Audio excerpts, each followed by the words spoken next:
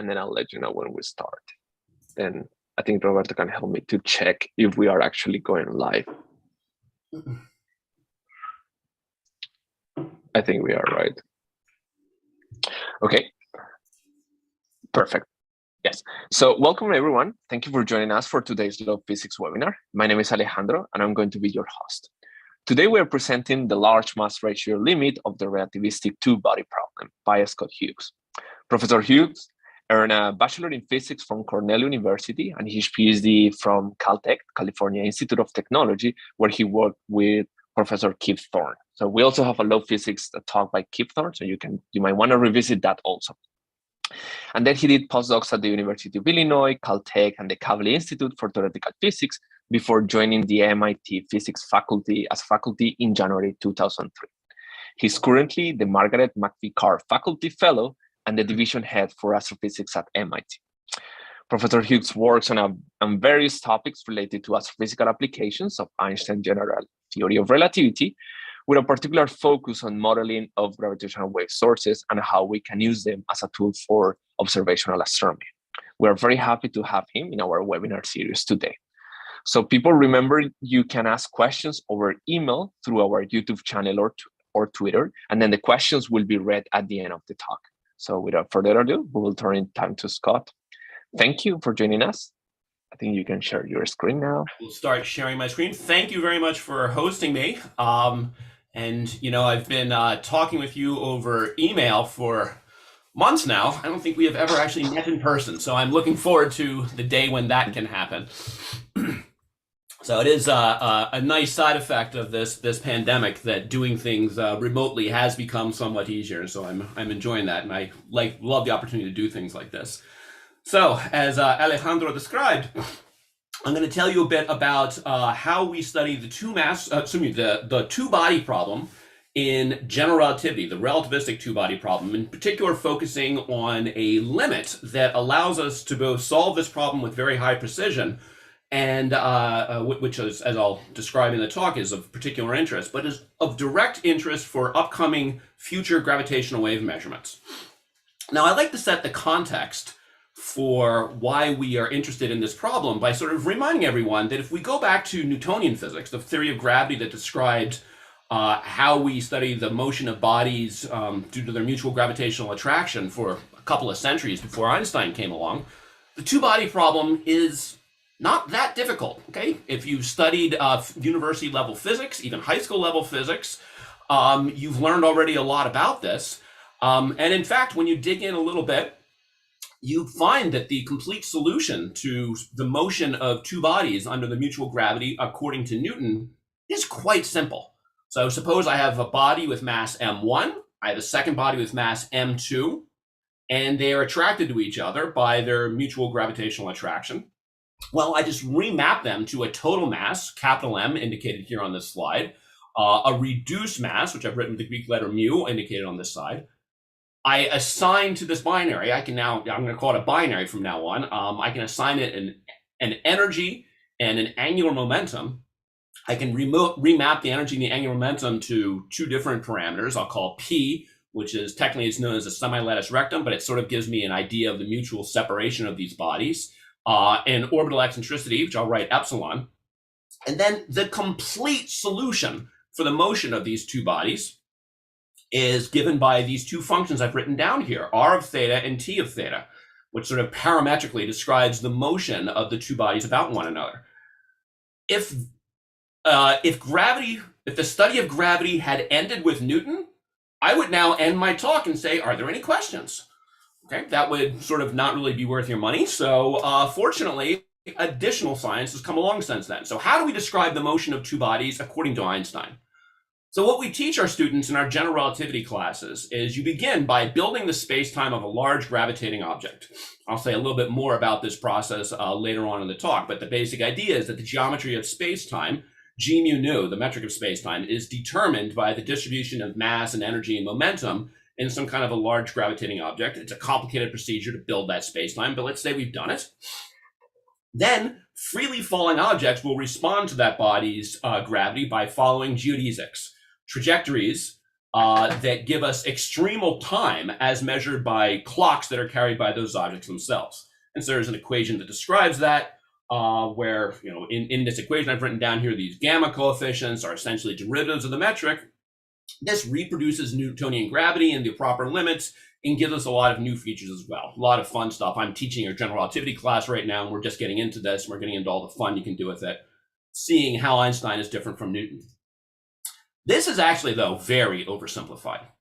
It assumes that those freely falling objects are just what we call test bodies. These are objects that respond to gravity, but they don't actually generate gravity. We're sort of assuming that these little bodies fall through space-time without bending space-time themselves. And that is totally wrong, particularly when the freely falling body is not a test mass. If it's actually a planet or a black hole or a neutron star, in fact, both bodies are going to affect space-time. And part of what makes this problem complicated is that actually defining what constitutes each body might itself be ambiguous. Fundamentally, part of the challenge here is that in general relativity, we don't actually have really a two-body problem. We have a one space-time problem. When you study the motion of objects in general relativity, it's all about computing the space-time in which your two objects live. And the truth is, we can only unambiguously describe that space-time as describing two-body motions in certain limits. So let's consider what the challenge is for two black holes.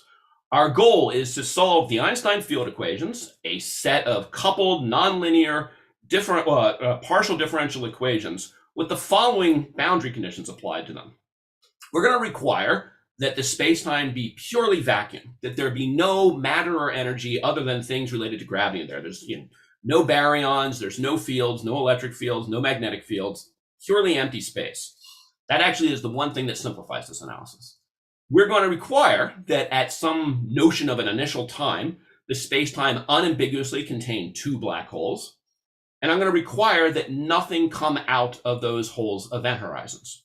By the way, we don't actually know where those event horizons are. So I'm going to need to set a boundary condition on a surface whose location is not known. Now, it's now well known that we can routinely solve this problem using numerical relativity. But as Alejandro's introduction made clear, I'm an old man. And so I saw the process of getting to these videos, which are now routinely shown by my colleagues and I at various conferences. This was a really long, difficult, bruising journey. And even today, although we can solve this problem for many, many interesting situations, it is very resource intensive. This takes a colleague of mine who shall remain nameless. I remember he once was refereeing a paper where someone was presenting many calculations of gravitational waveforms from binary black hole collisions. And he said to me, I think I'm going to require them to plant a tree for every waveform they put together when you take into account the amount of carbon dioxide that they must have generated making this catalog. It's a very resource intensive process, and it's difficult. So there are cases where a really clean notion of it being a two-body problem makes better conceptual sense. And what I'm going to do is focus on one of these in particular in this talk and talk about how we can use the insights in this limit to guide our understanding of the general problem and to really get the physics out of this resource-intensive, difficult calculation. So one case where you unambiguously have two bodies is when these are not vacuum situations like two black holes, but they are bodies with matter. And then they have surfaces. They have a place where the fluid of neutrons or whatever comes to an end and the vacuum of space begins. That defines a body in a sensible way. You still have the challenge of computing the space-time that goes through both of those bodies. And it should be borne in mind that the bodies can disrupt. You can have a well-defined isolated body that kind of explodes or disrupts and throws matter all over the place, vastly complicating the calculation.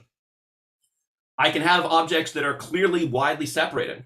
And when that's the case, then what is going on is they will be interacting weakly with each other. I can treat each body as an isolated one moving in the space-time of the other body. And to some extent, what is known as the post-Newtonian approximation of general relativity is based on this notion, or at least it builds this notion into it. And it's also been hugely successful. The one that I am going to focus on in this talk is the large mass ratio. The idea of the large mass ratio is that I have one big body and then a smaller one that has a relatively weak influence on the spacetime of the large body. I will treat the total as the sum of these two, but I'm going to be able to treat the contribution from the smaller body as a perturbation to that of the larger one. So let me tell you a little bit about part of what motivates this is that, in fact, that setup of one big body and one smaller one exactly describes one of the most interesting astrophysical sources of gravitational waves that people like me are thinking about, which are, we call them the extreme mass ratio inspirals. The idea here is that if I look at a galaxy, basically every galaxy that we see that's of a certain mass, larger than a certain mass, has a large black hole at its core. And surrounding that large black hole is a cluster of stars. Some of those stars evolve and form black holes and neutron stars, and so there's a little cluster of compact objects down there.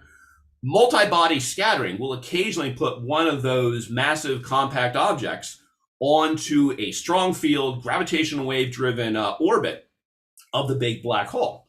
And when that happens, it becomes a gravitational wave source. Events like that are going to be rare per galaxy. It requires that you not just have the right multi-body scattering events, but you have to do it and you have to scatter it in the right direction so that it gets captured by the big black hole and forms this kind of a binary.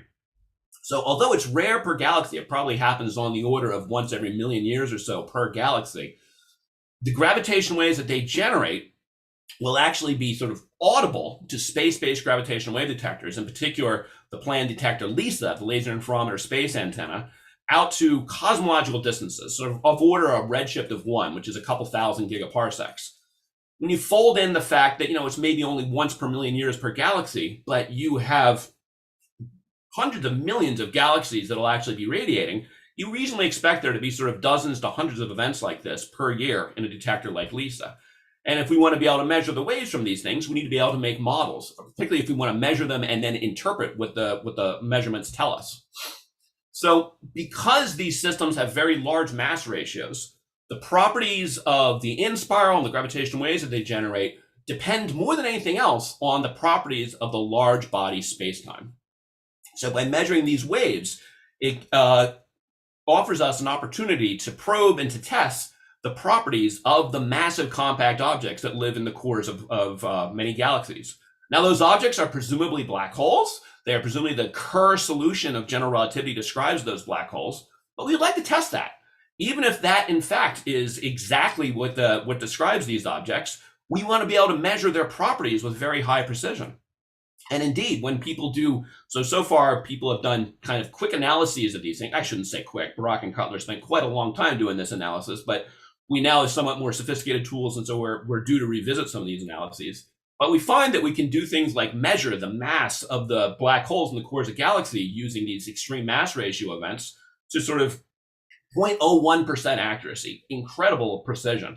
We can measure the spin and the mass ratio of the binary that forms from to similar degrees of accuracy, and a lot of other interesting properties of the big black hole. This would provide a wealth of information about the properties, of very high precision information about the properties of black holes and galaxies, and also on the scattering and the properties of the star clusters that surround these black holes. So this should be candy for astronomers who are interested in black holes in the cores of galaxies. From a sort of a more foundational physics perspective, it also offers us a really interesting opportunity to test the space-time nature of those objects at the cores of galaxies. So what we have been able to formulate is the idea that you can essentially measure the multipole structure of the black hole, the presumed black hole at the core of the galaxy. So to give sort of a motivation for this, I'm showing here the multipolar structure of the Earth's gravitational field as inferred from measurements by the GRACE experiment. GRACE stands for Gravity, Recovery, and Climate Experiment. And what this is it's a set of spacecraft that orbit the Earth, and by very precisely mapping out the properties of the orbit, they can infer what the distribution of mass is within the Earth that produced it. And then they kind of exaggerate the bumps in this. Of course, it's mostly spherical, but some areas of the Earth are heavier than others. And this helps to show that. So I was going to show this movie again. So you can see things like a region here in the South Pacific where there's a little bit of extra mass. India, there's a little bit of lower mass than normal. And so by making precision measurements of orbits, we can learn about the properties of the body that generates the gravitational field of those orbits. So when we do this for black holes, we expect that we can likewise measure the multipolar structure of the space-time of those black holes. And there's an expectation that if this is in fact a Kerr space-time, the space-time that was discovered by Roy Kerr that describes is expected to describe astrophysical black holes, the multipole moments have a very simple structure that only depends on the object's mass and spin. We want to test that. So far, we do not have data that allows us to do that. But if we can measure these extreme mass ratio inspirals that are described by the large mass ratio limit of the two-body problem, that should give us a perfect tool for doing this. Finally, it just should be noted, as I've said, that it's just simply a clean limit of the relativistic two-body problem. And past work has actually shown that the large mass ratio limit works surprisingly well, even when the mass ratio is not that large. So I'm showing now an old paper that compares the output from various approximation methods, including those based on the large mass ratio limit, with exact calculations using numerical relativity. And so they take the large mass ratio limit, and then by a few clever tricks, they actually take it to a mass ratio of 1, which is not a large mass ratio. And yet, nonetheless, the predictions from those calculations agree with the exact calculations from a numerical relativity simulation extremely well and are much quicker and easier to calculate. Now, this was done so far for sort of the simplest cases, and a lot of us are working on what we need to do to improve the large mass ratio calculations to try to extend this to a broader class of problems. I'll say a little bit more about that later in the talk. So let's talk now about how I'm actually going to do my large mass ratio analysis. The concept behind this is very simple. I take the metric of space-time, I write it as the exact solution describing a black hole, my G alpha beta BH, and then I add a perturbation to it that describes my small object that is perturbing that space-time. In principle, I now just have to take the tools that we learn about in the general relativity class to generate the Einstein field equations. And then I just kind of introduce this sort of perturbative expansion that many of us learned initially in a quantum mechanics class. We just go through this thing and just say, I'm going to keep all my terms to linear order in the perturbation H, enforce the field equation, and see what I get. In practice, this doesn't actually work that well. Okay, so if you try to do what I just described for a general black hole, you can get some equations, but they're a mess, and we don't find that they're actually really easy to solve, except in the special case where the black hole is non-rotating, where it's a non-rotating Schwarzschild solution. There, because of spherical symmetry, there's some wonderful cancellations, and it works out okay. Nonetheless, person who was, so if I am Alejandro's academic grandfather, his academic great-grandfather, who was my undergraduate research supervisor, Saul Tucholsky, developed a way of describing black hole perturbation theory that works for all black holes. And the clever trick that Tucholsky came up with is, instead of working with the metric, start out with the tensors that give us space-time curvature, perturb them, and then use a particular framework that allows us to very nicely pick out outgoing and ingoing radiative degrees of freedom in those curvature perturbations and see what that does for us. So there's a relatively, if you study some general relativity, there's a simple way to understand Tucholsky's more general approach. If you start with what's known as the Bianchi identity that governs the curvature tensors of general relativity, okay, so my derivative operator here is a covariant derivative in my space-time. If I start with this Bianchi identity, and then I take one more derivative, I can turn this into a wave equation for the curvature tensor. That's literally all Tucholsky did. You turn that into a wave equation. Then what you do is you perturb that curvature tensor. You manipulate this with a couple of tensor identities. You apply the field equation to get rid of a couple terms, change your curvatures into stress energy tensors. And then we use what's known as the Newman-Penrose framework is a way to allow us to pick out certain components of the tensors that correspond to outgoing and ingoing radiation. A lot of math happens. This is what Tucholsky earned his PhD for. So I'm doing this in one slide, but this is a lot of work.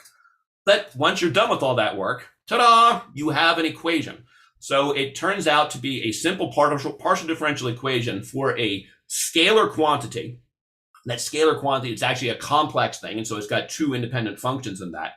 That ends up being something that describes the radiative degrees of freedom in the curvature of a black hole. This is actually kind of an amazing equation if you sort of want to just nerd out on the mathematical beauty of it. There's a parameter in here which I've labeled S. And what you find is that if you set S equal to either plus or minus 2, this describes the perturbations due to a gravitational influence on the black hole. If S equals plus or minus 1, it describes electromagnetic perturbations to a black hole. For S equals 0, you can think of it as arising from some kind of a scalar particle. So this ends up being a beautiful master equation. Now, let me back up for just 1 second. Over here on the right-hand side of this equation, I have this T. That T is the source that is actually perturbing my black hole. That's where a lot of the work in this subject comes in. How do I describe the object that is perturbing my black hole? What we are going to do is we're interested in binaries. Okay, we're interested in the two-body problem. And so what we do is we take it to be a small body that has a given multipolar structure associated with it. So it's going to be dominated by the body's mass. If you think of it as just a pure monopole, then it's a little mass m, and I can characterize its stress energy tensor by what I've highlighted in blue here. Now, bodies are not completely described just by their mass. They have other properties. In particular, if it is spinning, then there will be some mass currents, and that generates a dipole term to the stress energy tensor. And the dipole is related to the spin angular momentum of that body.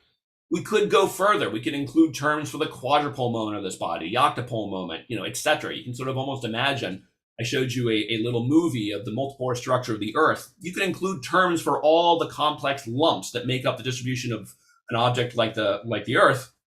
But when we're talking about the kind of things that are likely to be astrophysical sources of gravitational waves, 2 is probably enough. Some people are thinking about whether we need to include the third one right now.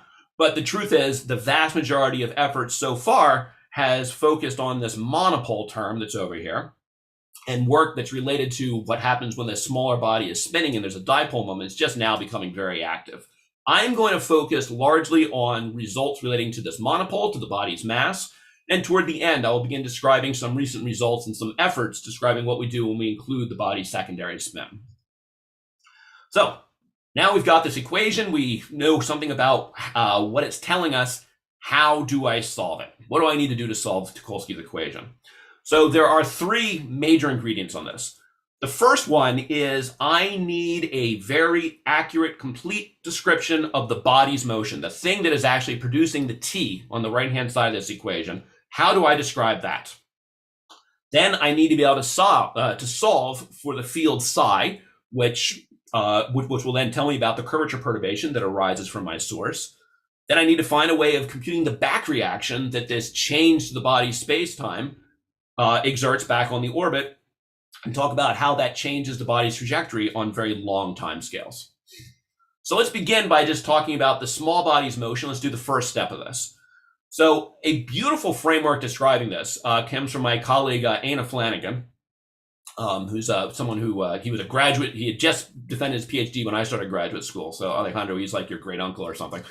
And he and his former student, Tanya Hinderer, developed this way of describing the motion of the characteristics of black hole orbits using an action angle variable framework.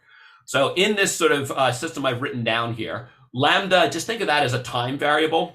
I can answer technical questions about that later, but just think of it as a time variable that's well adapted to describing orbits of black holes. The parameter epsilon is mass ratio. And so the action and angle variables, basically the angle variables you can just think of as things that relate to the motion in the 4 coordinates of space-time. So we're going to use t, r, theta, and phi. And the angles are conserved integrals of the motion that describe the properties of orbits in this in a black hole space-time. These g's, the lowercase g and the uppercase g, they represent self-force effects. They are sort of effects on the motion of the orbit that arise from how the small body changes the space-time itself. So To understand what's going to happen, what I want to do is look at this equation order by order. So let's just, first of all, throw away everything that's scaled with the mass ratio. I'll just do order epsilon to the 0. So what you find in that case is your integrals of the motion are constant. So there is no forcing term that changes those j's. And the angle variables just increase at a rate that's set by sort of a generalized notion of a frequency. This, at least for when the small body is just a monopolar mass, this is just a funny way of rewriting the equation to describe geodesic orbits. Okay, if the body has some dipolar structure, it's a funny way of describing the motion if it's a spinning body. That's it. Now, when I include effects at linear order in the mass, I get these forcing terms. So one of the things that we have learned is that to understand what's going on with these forcing terms, it's useful to describe them in a Fourier expansion. So both lowercase g and uppercase g, just think of them as some functions that depend on a couple of these angle variables. I can expand them in a Fourier expansion, okay, defined as follows. And when I do that, that allows me to sort of separate out parts that accumulate over many orbits, so the bit that has an average value for these things, and other parts that just oscillate. So if the orbit did not evolve, they would in fact average to exactly 0. The orbit's actually going to evolve slightly, so they don't perfectly average away. So these delta F terms give a small but non-zero contribution. There is one exception. I'll be happy to answer questions about this at the end, but there turn out to be some interesting moments that can change the story a little bit. It's a sidebar, so I'm not going to talk about this too much, but in case anyone has heard of this, we are aware of there's some interesting issues happening at what are called resonances. So when I do this, the equations of motion look like this. So I've now separated out the average of these terms and the oscillating pieces. The average of the lowercase g function basically tells me about how the frequencies describing orbits shift thanks to the way the small body changes that big body's spacetime. Okay, so you can sort of think of this as almost like the Newtonian analog of this would be a slight shift to Kepler's law, because the body's own gravitational field is changing the binaries interaction. The average of the capital G is describing how these integrals of the motion, the energy and the angular momentum, which I'll talk about in a little bit more detail later, how they change due to the self-interaction. This, in fact, ends up describing the way that energy and angular momentum are lost from the system due to gravitational wave emission. So let me just quickly go through. We then find when we're studying these kind of things that there is a term that describes the motion on very short time scales. There is a leading dissipation that changes the orbit on long time scales. And then there are corrections that come in at higher order and are all things that we are slowly learning how to take into account. So what I'm going to focus on for the next couple minutes is an approximation we've developed that is at the moment the most mature and complete description of these things. We're going to take the motion to look like the black hole orbits you learn about in textbooks on short time scales. And I'm going to use this orbit average self-force, this orbit average dissipation to describe the motion on long time scales. We call this the adiabatic approximation because it sort of looks like the system is adiabatically evolving through a sequence of simple black hole orbits. You can in fact think of the system as essentially flowing through a sequence of the kind of orbits you learn about in textbooks, with the rate of flow simply set by the rate at which gravitational wave emission changes these integrals of the motion. Okay, and as I said a moment ago, this is currently the most mature and well-developed approximation to modeling these things. And so those who are interested, this reference here is a paper that I led, got published last year, that describes where we stand in modeling these things. So let's talk a little bit about these orbits.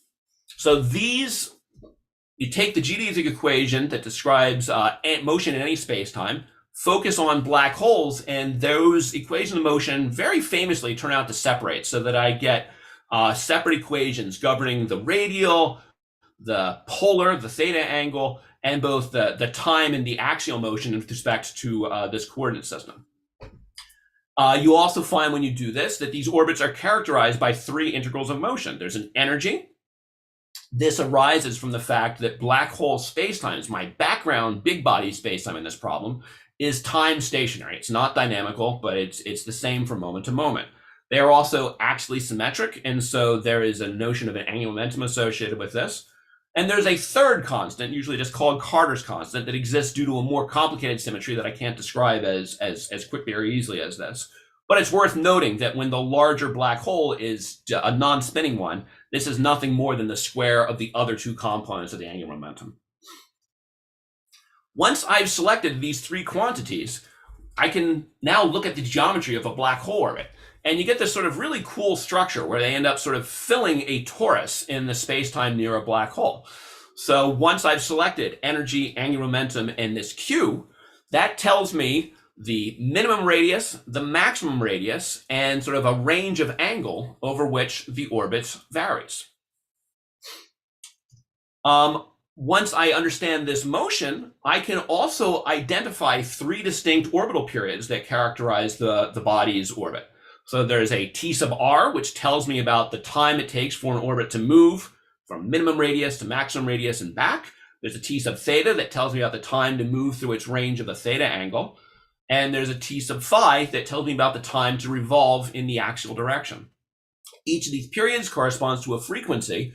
Once I have a complete understanding of this, that gives me a tool for characterizing in sort of a Fourier transform sense all the functions that are important for studying these orbits and quantities related to these orbits. These orbits, it's worth talking about them. They're pretty cool. So when you look at these frequencies, one thing you find is that they differ significantly from each other. They all asymptote to Kepler's law as you go into the weak field, but the most interesting stuff is when you go into the strong field, when you're talking about regions of gravity close to the black hole. So I'm plotting here one example which shows the frequencies, modulo 2 pi, associated with some orbit, associated with the radial motion, the theta motion, and the phi motion.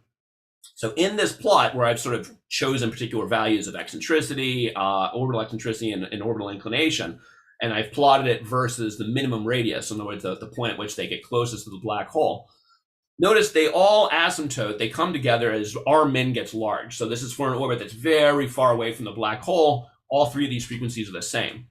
But as you move into the strong field, they begin to differ significantly from one another. I like to think of this as almost being like the Zeeman splitting of features in the spectrum of a hydrogen atom when you put it into a strong magnetic field. It's not a strong magnetic field that's breaking this line. It's actually strong gravity that's breaking this line. So this is a way in which the spectral characteristics of orbit is giving me of orbits is giving me information about the properties of strong gravity. So because these frequencies are all different from one another, when I actually look at an orbit, what I'm seeing is that it's going to move through radius and the theta angle and the phi angle at different rates, and their mismatch leads to all sorts of interesting precession effects. You get periastron precession as things moving through the strong field. You'll notice in this particular orbit I've got plotted here, it whirls around the black hole a few times before it comes back out. The orbital plane is continually wobbling. It's a very complicated kind of a figure. So I've understood the orbit. That means I now fully understand the T that's on the right-hand side of this perturbation equation. Now I just need to solve for psi.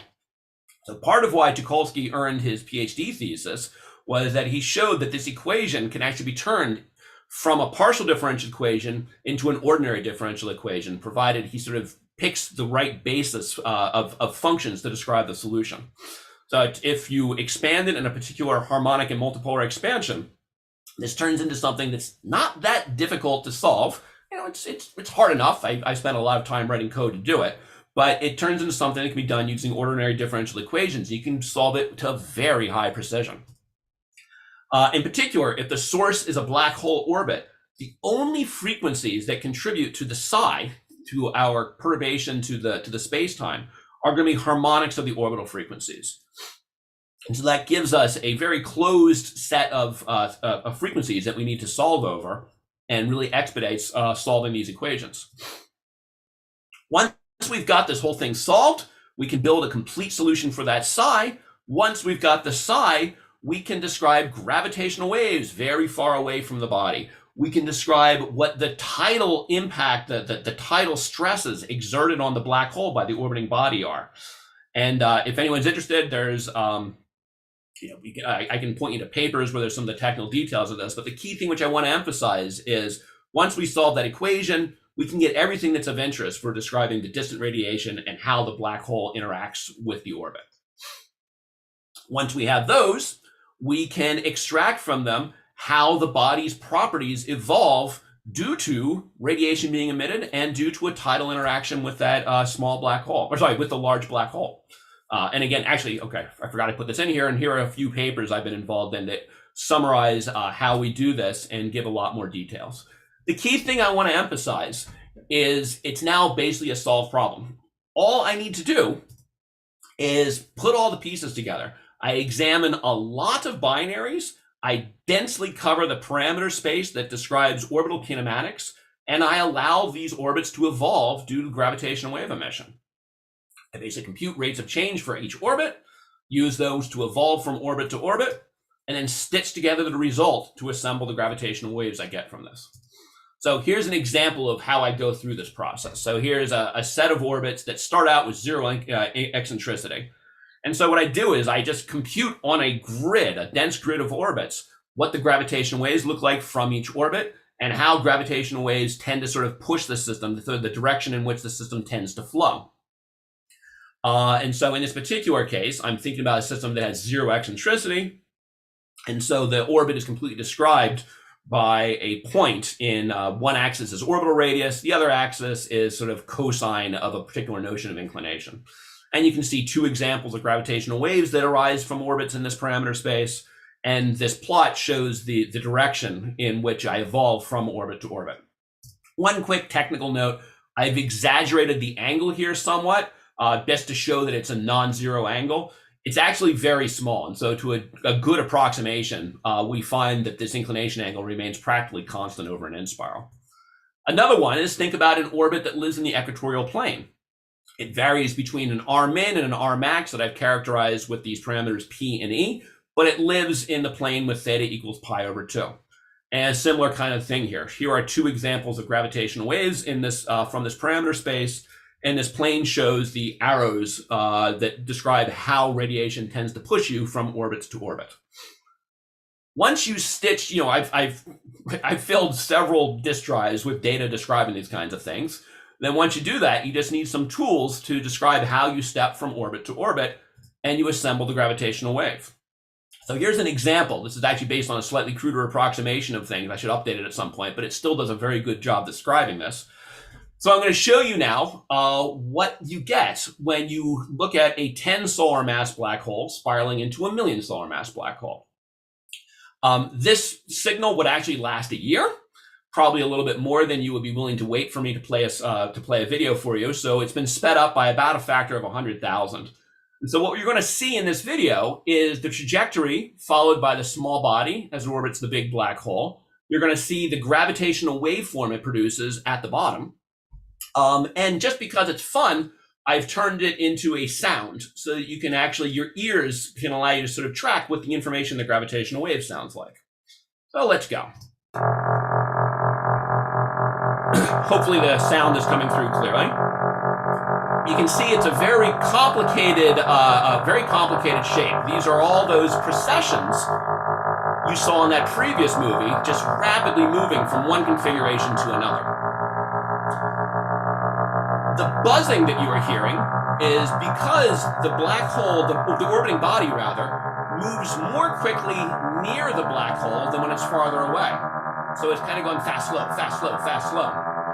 And that comes together and makes this sort of buzz as it all goes together. As the inspiral proceeds, the body moves faster. The orbit becomes more circular. And you see some interesting patterns in this.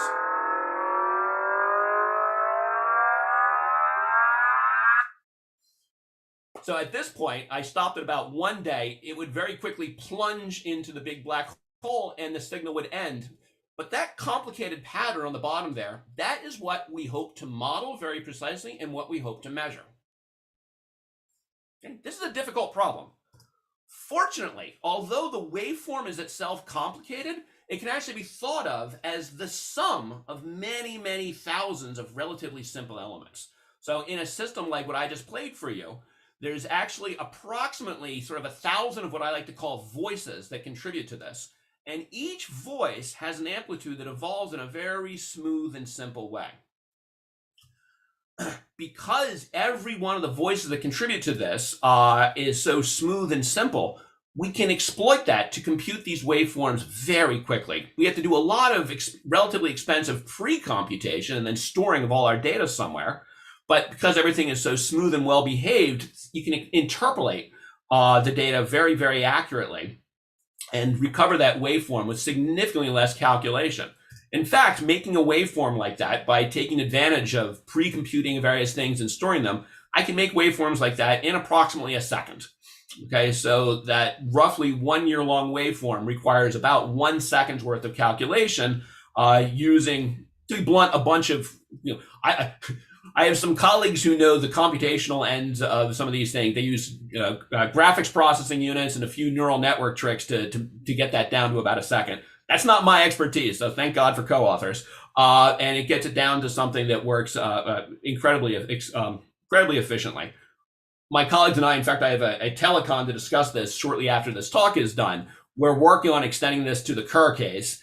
It will be slightly slower because they're just a more computationally complicated problem, but we still think it'll be on the order of a second or so. So I want to emphasize one cool bit of physics that is in this. So when I calculated that inspiral, I was computing the rate at which energy and angular momentum flowed to infinity due to gravitational waves. And that flow to infinity, it's always positive, okay? When gravitational waves fly away from the system, some of it's eventually measured, we hope, by our detectors, but it always takes energy away from the binary. But there is also some radiation that's absorbed by the black hole. And the radiation absorbed by the black hole is a little weird. Whether it is positive or negative depends on the relative frequency of the orbit and the black hole's spin. What we find is that if the orbit's axial motion is faster than the black hole's spin, then this sort of the radiation going into the horizon takes energy away from the orbit. But if the orbit is slower than the black hole's spin, we actually find that that contribution adds energy to the orbit. So when we initially began seeing these in our calculations, it was surprising, okay? But it was a substantial effect. We actually find that for large mass ratios, especially if the larger black hole is rapidly spinning, there are, messing around with the rate at which you absorb energy changes things by several thousand radians, several thousand orbits over the course of an inspiral, many times larger than you would need to see this effect in the detector noise. It's huge. So it's safe to say my reaction was, this is really confusing. A horizon is supposed to be a perfect sink of anything. How can energy or angular momentum come out of it? Well, it turns out there is an exactly analogous phenomenon that we see in Newtonian gravity called tidal coupling. So imagine I have a moon orbiting a fluid planet. So the moon raises a tide on the planet and the planet bulges. Fluids are viscous though. And so the bulge lags in time the stresses of the applied tide.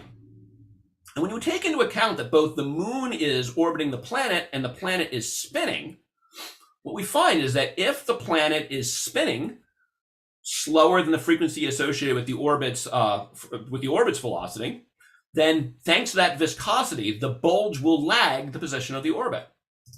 And when that happens, the bulge exerts a torque that takes angular momentum and also energy out of the orbit. The orbit slows down, but at the cost of the planet's spin getting a little bit faster.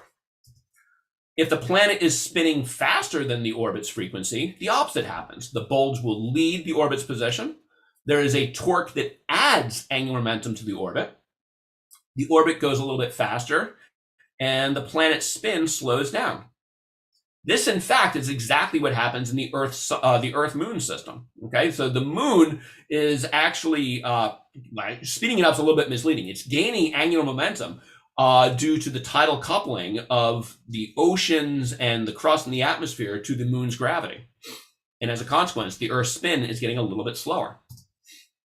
So the net effect is the orbit gains energy if the orbital frequency is greater than the spin frequency of the planet. It loses energy in that case. It gains energy if the orbit is slower than the spin frequency of the planet. It is exactly the situation we see in the black hole analysis. So does this intuition, I mean, come on, we're talking about a fluid planet versus a black hole. Is there any validity to this analogy? Well, it turns out that an event horizon behaves remarkably like a viscous fluid when a tide acts on it. So if I have fluids, there's an image that I took from a Wikipedia article, and I imagine that I have fluids flowing in some kind of a flow, and a tide acts on them. Well, what happens is that tide shears the fluid elements that are moving in that flow, and that generates heat. Okay, so that generates heat, that generates entropy. And so the rate of heat generation is actually governed by the viscosity. And so if you're interested in understanding how much entropy is generated in this fluid, there's a simple equation from fluid mechanics that describes this, which relates the rate of entropy generation to the temperature of the fluid, the shear viscosity of the fluid, and the shear of the fluid due to your tide. Turns out there's quantities known as horizon generators, which you can kind of think of as null geodesics, light beams that live in the event horizon and help to trace out the event horizon structure in space-time. They are sheared by a tide in a way that looks just like how a fluid element is sheared by a tide. The entropy of a black hole is its area. Okay, that is a famous result due to Jacob Bekenstein and Stephen Hawking. And when you work through the math associated with this, let me go back to what the equation looked like for fluid mechanics.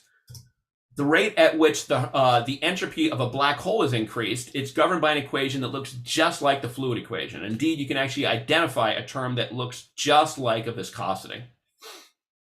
So we can actually look at the generation of entropy, the rate at which a black hole's area is increased due to the tidal influence in gravitational waves is what this is telling us. And indeed, when we actually compute how strong this effect is, it is huge. Okay, so we actually find that the rule of thumb is that over a measurement, if some effect changes its phase by a radian or so, you should be able to pick it out of the noise. Okay, so we actually expect for the measurements of stream mass ratio in spirals, where a small body is spiraling into the big black hole, it will change the phase by dozens to hundreds to thousands, possibly up to tens of thousands of radians, way above the noise. So this is an example of the kind of cool physics that we hope to do with these kinds of systems. So as I wrap up this talk, I've kind of given you the impression that there's, I hope I've given you the impression that there's a lot that we've understood. We have a great set of tools that we can use, but I want to emphasize that there is a ton of work to be done. So in terms of what I talked about today, I have neglected several effects. The first one is various other things in this self-interaction that I did not include in these models so far. When I include the sort of what we call the conservative part of the small body self-force, that changes the body's orbital frequencies.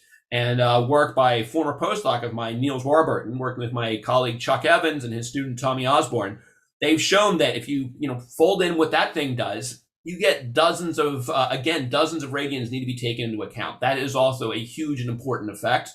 And we're just starting to think about how we fold those into our models. Okay, a lot of work to be done. There's an oscillating contribution to the dissipation, which I think we actually have an idea of how to begin looking at this, but we haven't done quite as much work on that. We do know that to order of magnitude, it will be similar to this other effect, and we need to do a lot of work to just make sure we're doing it properly. Neglected effects too. Everything I've talked about so far is at first order in the mass ratio. That's an infinite series. What about second order? So order of magnitude analyses show us that the second order is going to matter, and we need to model it. But to get those terms properly, you have to know the first order terms to incredible precision. The source governing the perturbation equations at second order in the mass ratio depends on sort of the solution to the first order perturbations squared. So if you have any error in your first order solution, you're going to completely screw up your second order solution. This has been a focus of a tremendous number of my colleagues in what we call the Capra community. So this is based on a series of meetings that we have for about 10 years now. And very recently, they have computed a situation where they can now sort of do with the full second order self force inspiral through a sequence of circular orbits for a short shield black hole. So it took about literally 10 years to write this paper that I've got referenced here. But what's striking is that now that they've done the large mass ratio limit to second order in the mass ratio, they nail the results that can be produced using full three-dimensional numerical relativity, and making the waveforms that now that they've got the tools together, they can make each waveform in about a millisecond. It is incredible. They can sort of take hundreds of hours, thousands of CPU hours on a supercomputer and reproduce it with a milliseconds on a laptop. A lot of pre-computing went into that, but it's striking. Neglected effect 3. That small body that's spiraling into the big one, it's not just a point mass. So this is something I've been thinking about a bunch lately, and so I'm going to take a few minutes towards my conclusion to sort of sketch a few of the effects that happen. When the small body itself has some structure, it's not point-like, and so you can think of it as an extended body, and as an extended body, it sort of, for lack of a better word, it tastes the space-time in which it's sitting. And what we find is that there are sort of forces and precessional effects that arise due to the small body structure coupling to the curvature tensor of the background spacetime. So it's not just following a geodesic, it's feeling a force that pushes it away from the geodesic, and its trajectory precesses due to the fact that the spin sort of precesses as it moves along its orbit. Fortunately, we can treat the secondary spin itself as a small parameter, and that allows us to set up a whole new set of perturbative expansions. And there has been a ton of work in recent years developing the framework to solve these equations and look at motion in this framework. And so I'm highlighting here a couple that I personally have found to be really useful and valuable as I've begun to learn this field. Let me give you an example of one of the things that happens. So if I have a small spinning body in an equatorial orbit, and it's just going around a non-spinning black hole, which I forgot to write about. So this is an orbit of a short shield black hole. In a particular time parameterization, the frequencies associated with the radial motion and the axial motion, sort of its time to go around the axis of the black hole, they're simple. There's a simple form that's not that hard to derive. Okay, so this is what it looks like to linear order in the small body's orbital eccentricity. Now I allow that small body to have some spin, and I start picking up additional complicating effects that tell me that the body's going to, this additional force it's feeling shifts all these frequencies. Okay. These are significant. That small body spin is at the same order as the mass ratio if the small body is itself a black hole. And so this will influence the observables. We need to take this into account. And indeed, one of our goals is to use this to get better understanding of the two-body problem in general. So we have to understand this, not just for the simple case I've laid out here, but for general orbits, general small body spin orientations. I will advertise work by my student, Lisa Drummond, who, although I'm an author, I will give her the lion's share of the credit for this work. We've recently done a very systematic analysis of how to apply this to general black holes and general orbits. And so a couple papers on the archive going through that Lisa should be very proud of. Also, okay, so one other neglected effect. What about the environment that these binaries live in? Okay, as general relativity theorists, we often live in this sort of Platonic ideal of the universe where I have my black hole, I have my body orbiting the black hole, and nothing else. Okay, that's false. Especially as I'm thinking about extreme mass ratio binaries, this is a thing that lives in a galaxy. Okay, so there's going to be other stars and other black holes that are near the system that are going to gravitationally perturb it. Working with, so I'm involved in one of these papers, working with my colleague Beatriz Bonga, we showed that if there are additional sort of reasonably strong gravitating bodies near that that system, especially when certain frequencies combine on resonance. They kind of can hammer the binary and change the evolution in a way that I've not described to you today.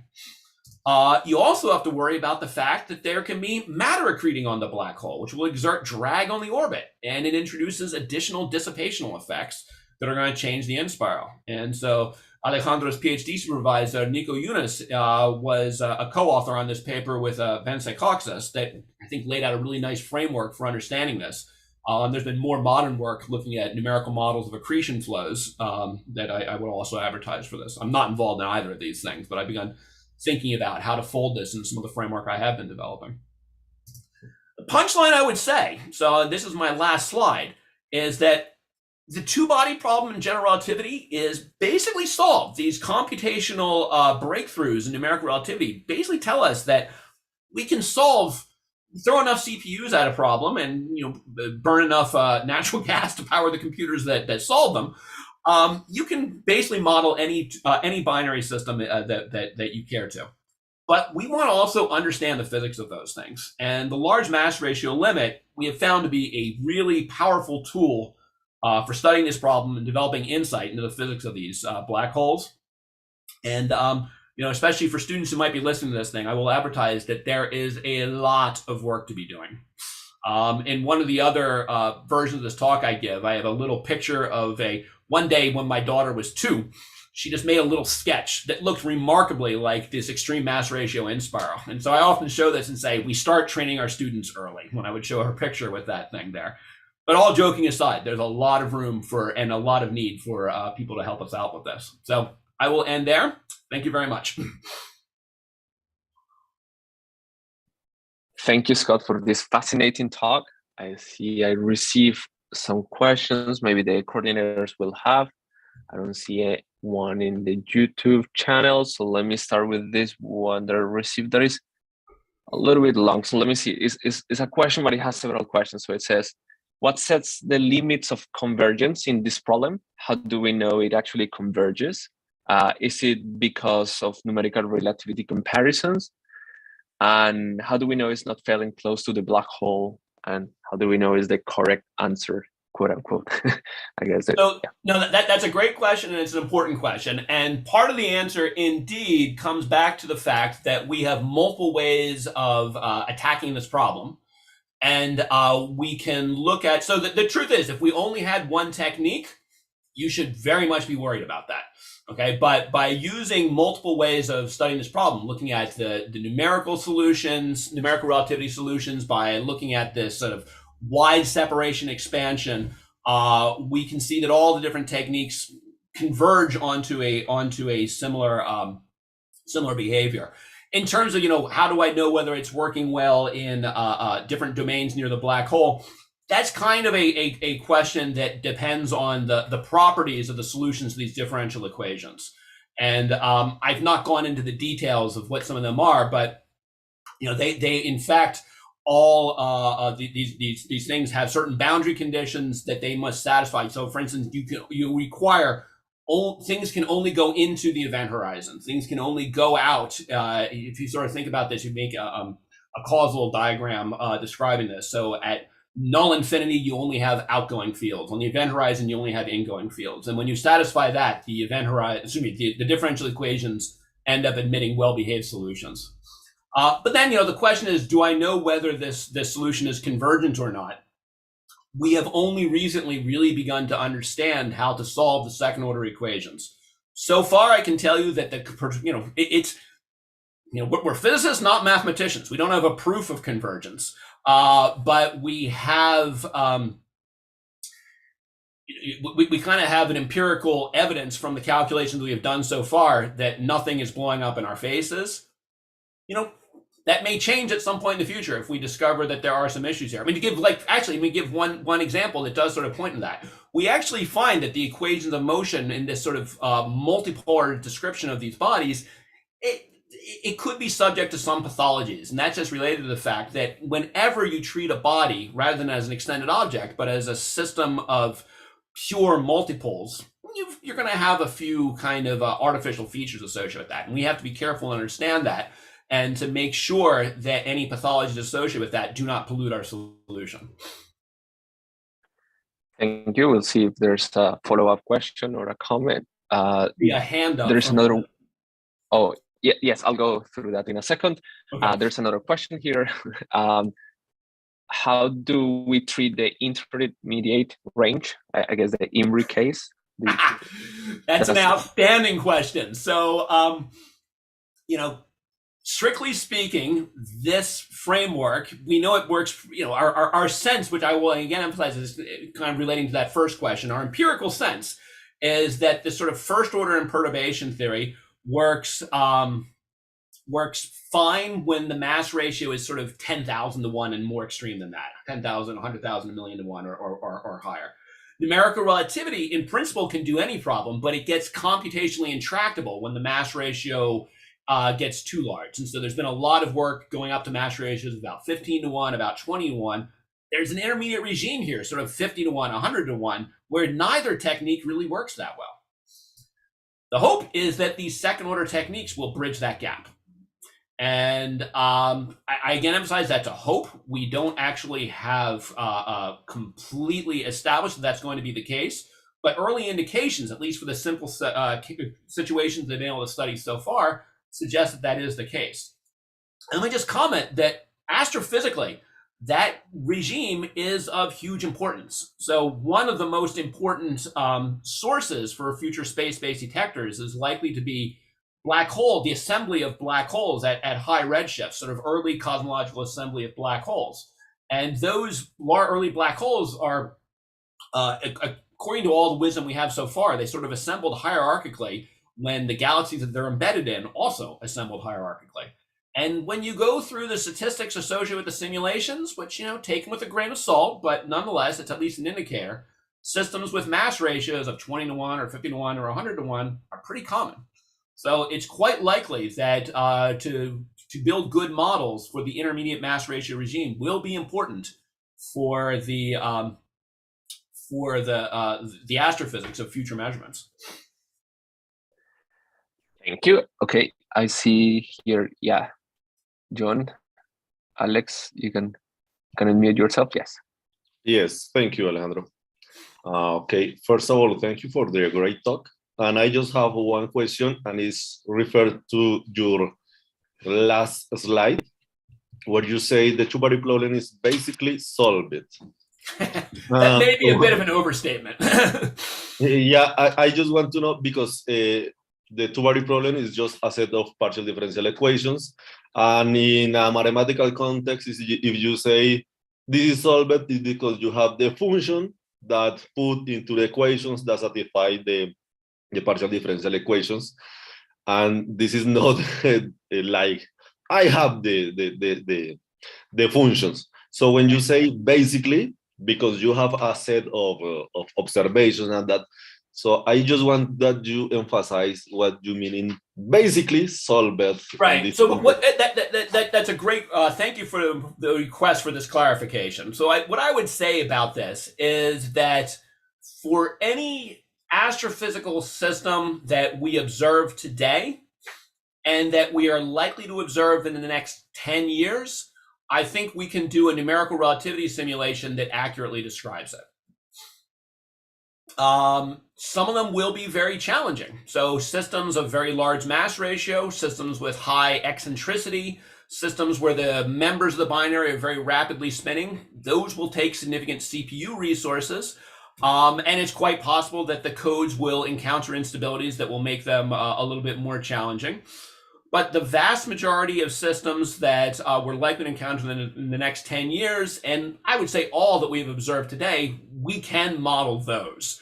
And the key thing which I want to emphasize, though, is that being able to run a numerical relativity simulation that allows me to sort of describe it, that's important and that's necessary, but I think that the kind of quasi-analytic sort of mixture of analytic and numerical techniques, large mass ratio limit being one of them, that we use to understand these binaries gives us a lot of insight into the physics of what is happening with this. So, akin to the sort of analysis we did where we looked at how the tidal coupling can change the rate of inspiral.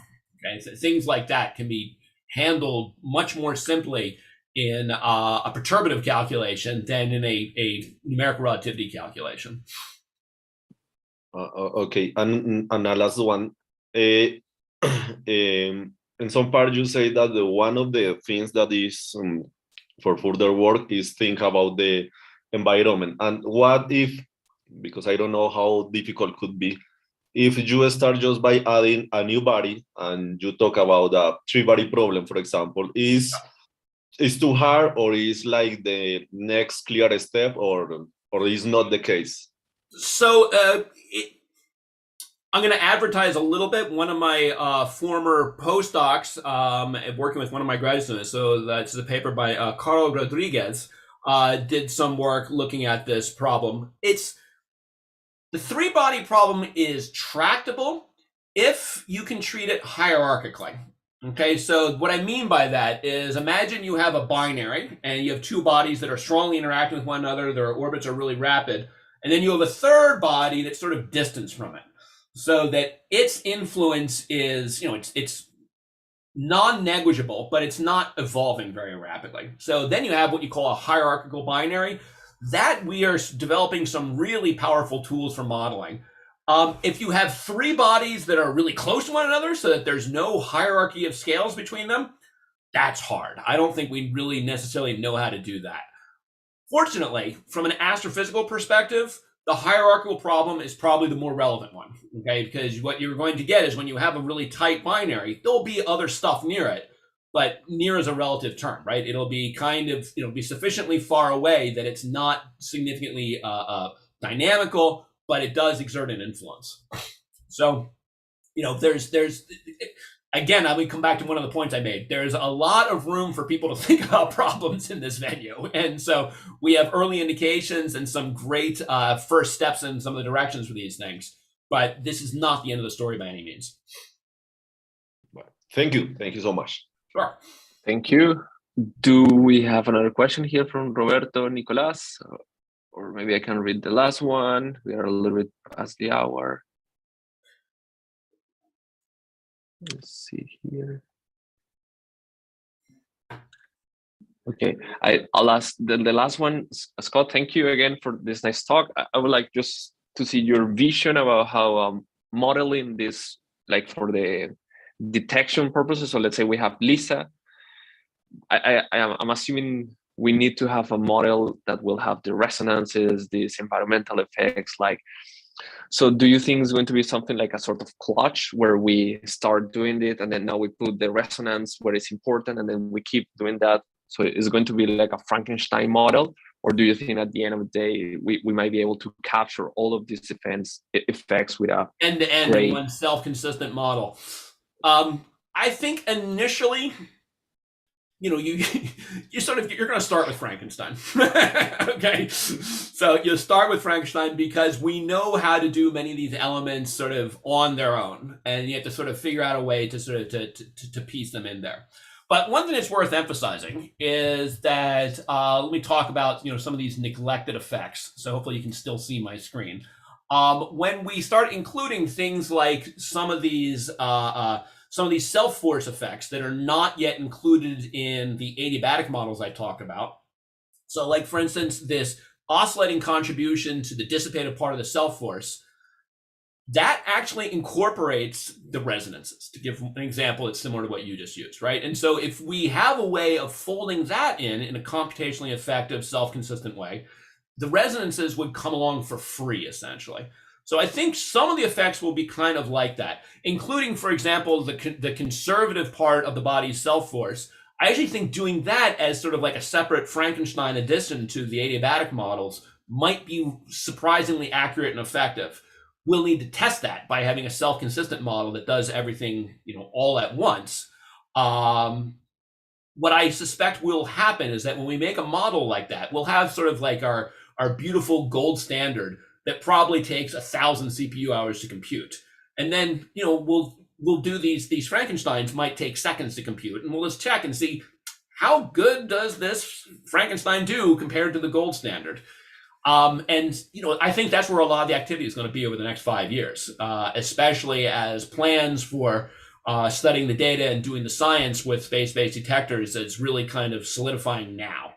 That's when people are going to begin thinking about these things. Awesome. Thank you very much, and thank you everyone for attending to our Law Physics webinar today. Remember, you can see the schedule for the next talk. So Scott, thank you for your time, and thank you for contributing to Law Physics webinar. And let me just emphasize again, it was a really, yes. I have found, in the pandemic, the lack of being able to travel, and parts of me hate Zoom, right? So there's so many things where I want to get together with someone and have a conversation and then go out for a beer afterwards. Doing this, though, is a wonderful side effect of all this. So I really appreciate the opportunity to be able to give this this presentation. This is fun, and I hope that this was something that people found interesting. I had fun doing this, so I very much appreciate the invitation. Thank you very much. We are very happy for this excellent contribution. So see you next time. So next time. All right. Take care, everyone. Adios. Take care. Adios. Thank you very much, Scott. Okay.